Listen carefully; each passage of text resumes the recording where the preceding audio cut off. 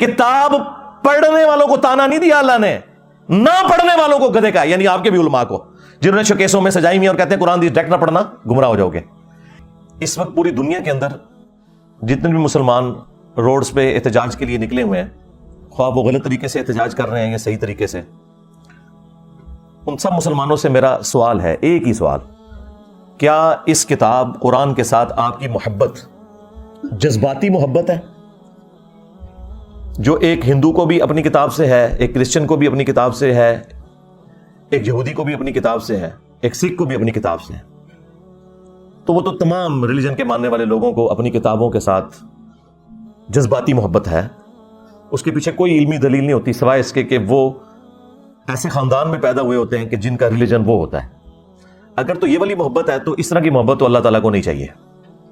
اور اگر آپ کی واقعی اس کتاب کے ساتھ علمی محبت ہے, آپ نے پورے ہوش و حواس کے ساتھ اس کو ورڈ آف گاڈ مانتے ہوئے, اللہ کا کلام مانتے ہوئے ایکسیپٹ کیا ہے, اور محمد رسول اللہ صلی اللہ علیہ وآلہ وسلم کو خاتم النبیین مانا ہے, تو پھر آپ کی عقیدت اس دین کے ساتھ, اس کتاب کے ساتھ وہ جذباتی نہیں بلکہ علمی ہونی چاہیے. جذباتی محبت تو پھر بھی ختم ہو جاتی ہے, علمی محبت جو آپ نے پورے وثوق کے ساتھ دلائل کے ساتھ حاصل کی ہوتی ہے نا, وہ کبھی بھی ختم نہیں ہوتی. تو یہ جو علماء ممبروں پہ چڑھ کے آپ کو یہ کہہ رہے ہیں کہ قرآن و حدیث ڈائریکٹ نہ پڑھنا گمراہ ہو جاؤ گے, ان سے بڑا اسلام کا دشمن کون ہو سکتا ہے؟ ہم کس حوصلے کے ساتھ ان کی یہ باتیں سن لیتے ہیں. ویسے تو لاجیکلی یہ غلط بول رہے ہوتے ہیں, لیکن ان کے یہ الفاظ کیا قابل گرفت نہیں ہے کہ تم اسلام کی پیٹ میں چھرا گھونپ رہے ہو؟ اصل میں یہود و نصارہ کے کفار کے ایجنٹ یہ لوگ ہیں جو آپ کے ممبروں پہ بیٹھے ہوئے ہیں کہ جی قرآن و حدیث ڈائریکٹ نہیں پڑھنا. اور یہ کہہ رہے کیوں ہیں؟ ان کو پتا ہے کہ ان کے فرقے کا کوئی عقیدہ قرآن و سنت کے مطابق نہیں ہے. انہیں فوراً فکر لگ جاتی ہے کہ اگر کسی نے قرآن ترجمے سے پڑھا تو پھر مرے ہوئے بزرگوں کو, بابوں کو پکارنا چھوڑ دے گا, ایک اللہ کا پکارنے والا وہ بن جائے گا. ایاک نعبد و ایاک نستعین. انہیں یہ فکر لگ جاتی ہے کہ اگر اس نے صحیح بخاری اور صحیح مسلم پڑھ لی تو اسے تو پتا چلے گا کہ نماز کا طریقہ تو ایک ہی لکھا ہوا ہے تمام کتابوں کے اندر, سنی ہو یا شیعہ. اور سنیوں کی بھی ٹاپ آف لسٹ جو کتابیں بخاری اور مسلم, اس میں تو نماز کا طریقہ رکوع میں جاتے وقت اور رکوع سے اٹھتے وقت رفع الیدین کے ساتھ لکھا ہے. تو میں پھر اس کو کیسے سنبھالوں گا؟ یہ تو آگے مجھ سے پوچھے گا کہ بخاری مسلم تمہارے مدارس میں اگر پڑھائی جا رہی ہے تو تم لوگ نماز سنت کے مطابق کیوں نہیں پڑھ رہے؟ یہ پیچھے ریزن ہے, ان کے چندے بند ہو جائیں گے. یہ آپ کو کبھی بھی قرآن و حدیث ڈائریکٹ نہیں پڑھنے دیں گے. اسلام کے ساتھ دشمنی یہ لوگ کر رہے ہیں, قرآن کے بڑے دشمن یہ ہیں. اور پھر دیکھیں کیسی دشمنی ہے ان کی. آپ کو یہ قرآن کے حوالے سے بجائے یہ بتانے کے کہ یہ کتاب ہدایت ہے, آپ کو یہ بتائیں گے جی قرآن میں تو لکھا ہے کہ قرآن پڑھ کے لوگ گمراہ بھی ہو جاتے ہیں. استغفر اللہ.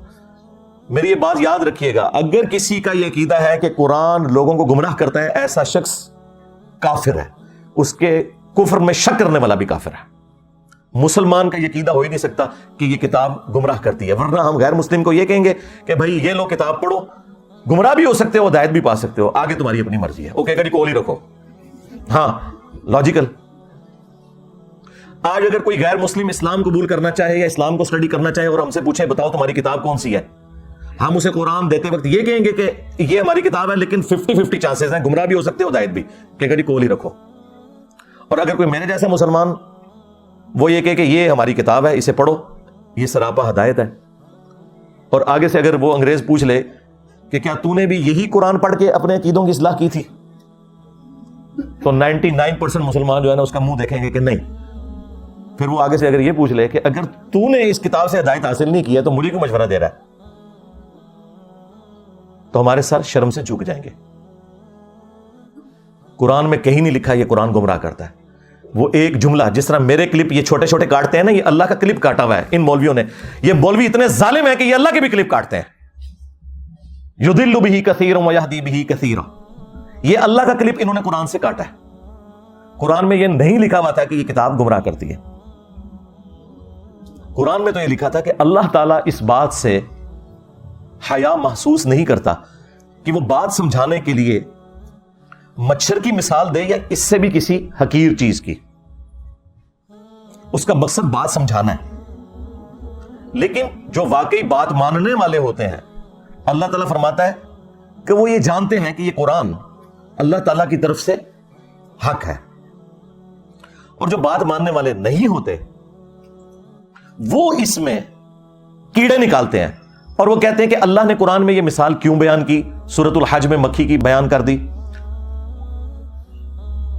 سورہ العنکبوت میں مکڑی کی بیان کر دی، تو اللہ تعالیٰ تو اتنی بڑی ہستی ہے تو یہ چھوٹی چھوٹی مثالیں کیوں بیان کرتا ہے؟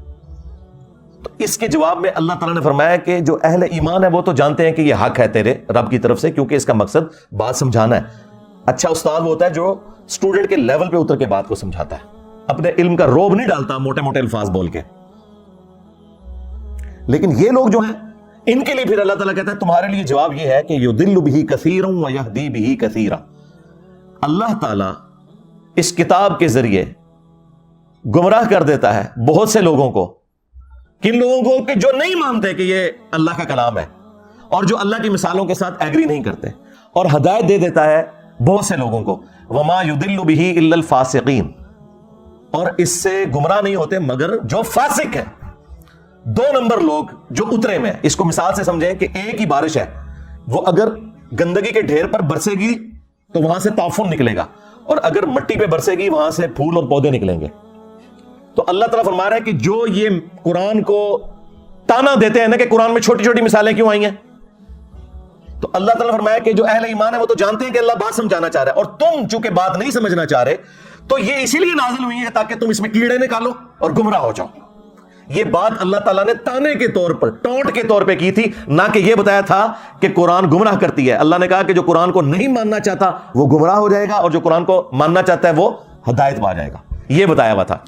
اس کو انہوں نے کہہ دیا قرآن گمراہ کرتا ہے، نعوذ باللہ۔ یہ تو لکھے نہیں، یضل بہ، اللہ نے اس مثال کے ساتھ بہت سے لوگوں کو گمراہ کر دیا۔ کن کو گمراہ کر دیا؟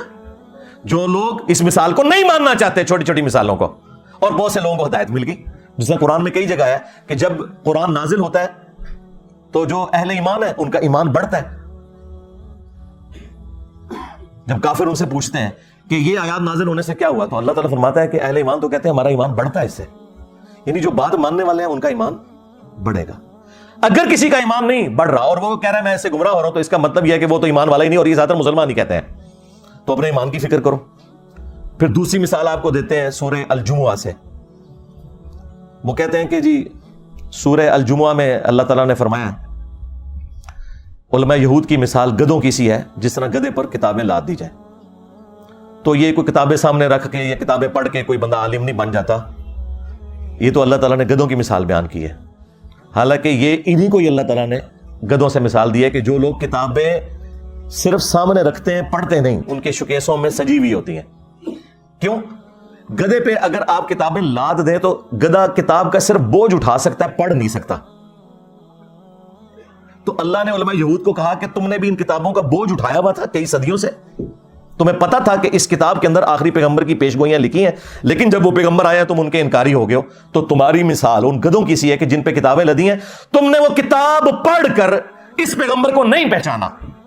کتاب پڑھنے والوں کو تانا نہیں دیا اللہ نے، نہ پڑھنے والوں کو گدھے کا، یعنی آپ کے بھی علماء کو جنہوں نے شوکیسوں میں سجائی ہوئی اور کہتے ہیں قرآن حدیث ڈائریکٹ نہ پڑھنا گمراہ ہو جاؤ گے۔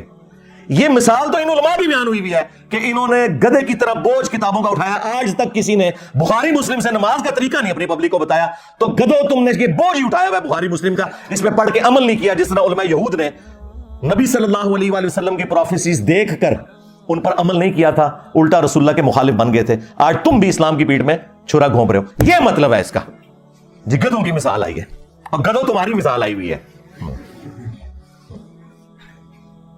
اور یہ گدھے کی مثال بخاری مسلم میں نبی الاسلام نے اپنے امت کے وائزین ان مولویوں کے بارے میں بھی فرمایا کہ میں نے کولو کا، جس طرح گدھا ہوتا ہے نا، جس طرح بیل ہوتا ہے نا، اس طرح گدھا بھی ہوتا تھا اگلے زمانوں میں، اس طرح میں نے جہنم میں ایسے لوگوں کو جو لوگوں کو نیکی کا حکم کا کہتے تھے خود کو نہیں عمل کرتے تھے، یعنی کہ مولوی طبقہ علامہ پڑھے والا، تو ان کو میں نے انتڑیوں کے گرد، اپنی انتڑیوں کے گرد جہنم میں چکر لگاتے ہوئے دیکھا ہے گدھے کی مانند۔ تو نبی الاسلام نے انہیں گدھے کی مثال بیان کیا ہے، قرآن نے بھی کیا ہے، نبی الاسلام نے بھی کیا ہے۔